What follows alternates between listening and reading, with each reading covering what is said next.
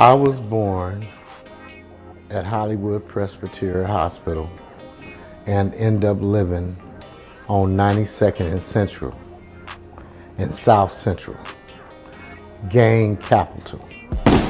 If you didn't know how to fight, you was getting your money took and your girlfriend booty played with right in front of you. You have what you talking about, different gangs that melted into being from the Crips. They were always different gangs before the Crips.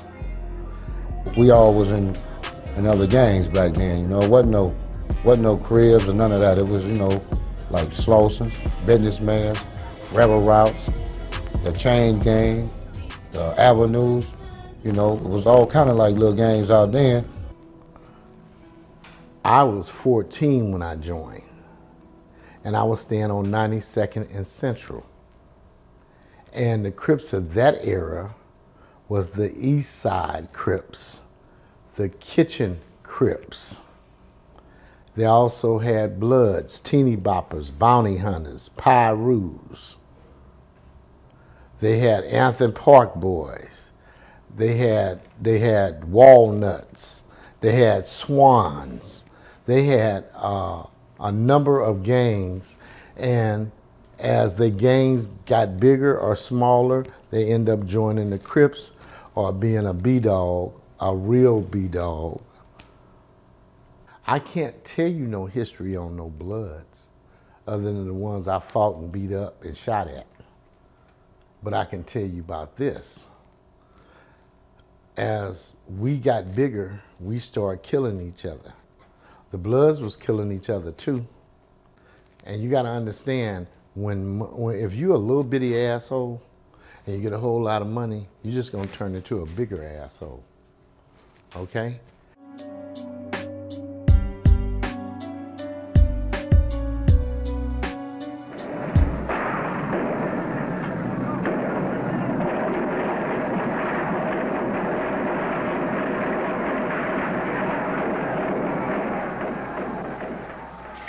Police was surrounding the Panther office. It seemed like it was a battle.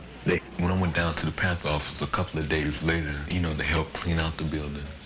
When I went up there, I had to wear a gas mask because the fumes were so strong. I seen bullet holes all in the walls, you know. We had a group outside. I said about 200 or 300, you know. A police car came around, and a man got up out of the car and said that this was an unlawful assembly, you know, would you please disperse? The people didn't leave, you know, so the police, they got out of their cars and they started beating heads again.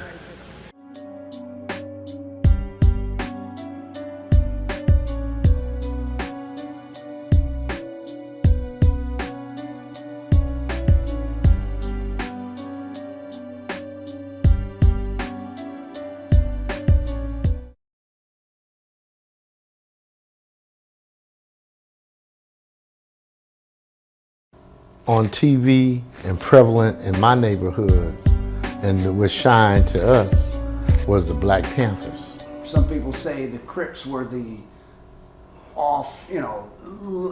the aftermath of the federal government breaking the Black Panthers, the street gangs tried to take that up to some extent. So you're saying yeah, it is true, but it went retarded.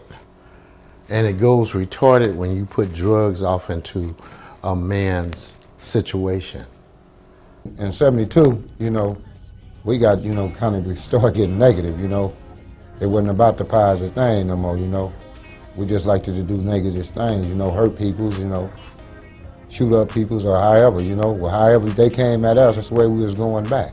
Drugs and guns that just end up in the ghettos on the train tracks where we can break in the trains and rob them and pillage and rob the neighborhoods and shit like that. So that's something I talked about in one of my docs. You had the feeling that in that early 70s era, drugs and guns moved in and you had access that you didn't have before.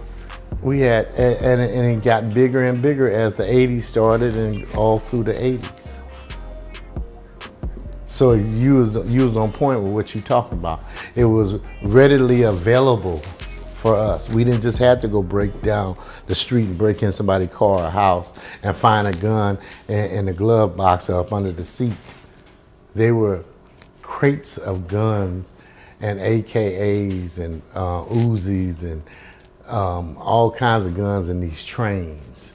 And the trains stopped in Watts and Compton, and we burglarized them. Just like we hit Western Surplus, you know? Different people know what I'm talking about that was there, okay?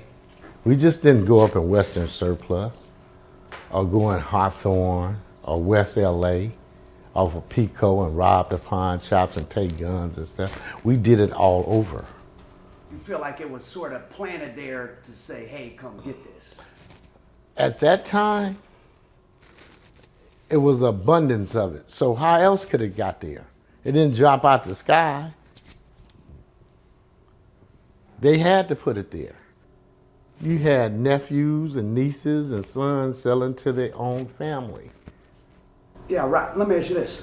Around in late 82, the federal government created the South Florida Task Force, where they went really hard on Miami. And at that point, Miami's still obviously a lot of drugs going to it, but LA probably in 83 became the importation capital of cocaine, which is about the same time you see, correct me if I'm wrong, an elevation of the gang. The gangs were already bad, but money and access to drugs comes to the Crips and Bloods, 83, 84, and you see an elevation and escalation of the violence. Is that true? That is true.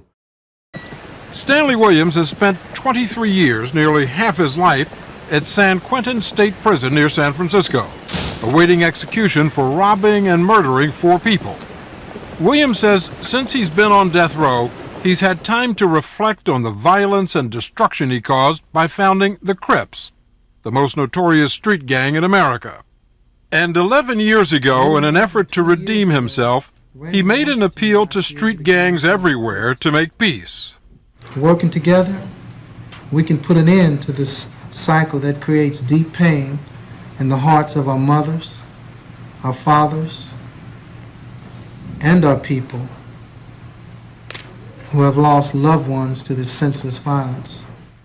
Now, at age 50, Stanley Williams is literally trying to rewrite his violent history. From his 9 by 4 foot prison cell, he has authored 9 books for school children that warn about the perils of gangs and violence, gangs and drugs, gangs and self-esteem, and about the harsh realities of life in prison. And from death row, Williams has been running a one-man multimedia campaign to promote his anti-gang message, which extends from the internet, where he has his own website, to a reverential made-for-TV movie about his life. I used to be the king of the Crips. Look at my kingdom now.